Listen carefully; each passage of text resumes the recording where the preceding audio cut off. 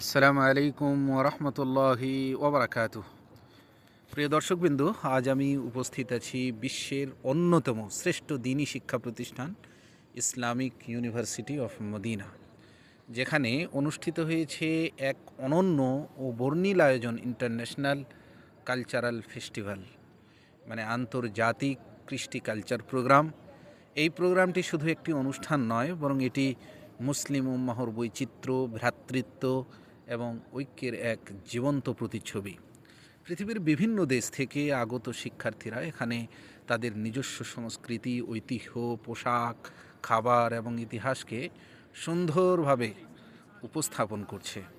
এখানে আপনি দেখতে পারেন বাংলাদেশ, ভারত, পাকিস্তান, আফ্রিকা, ইন্দোনেশিয়া, তুরস্ক সহ অসংখ্য দেশের স্টল, যেখানে প্রতিটি জাতির নিজস্ব তাদের কৃষ্টি কালচার ফুটে উঠেছে। সত্যি মনে হয় যেন পুরো পৃথিবীর এক জায়গায় একত্রিত হয়েছে, পুরো পৃথিবীটাই মনে হচ্ছে এক জায়গায় জমা হয়ে গেছে।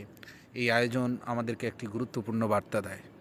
ভাষা, বর্ণ, দেশ ভিন্ন হলেও আমাদের ঈমান, আকীদা এবং লক্ষ্য এক। আমরা সবাই এক উম্মাহ, এক দেহের মতো।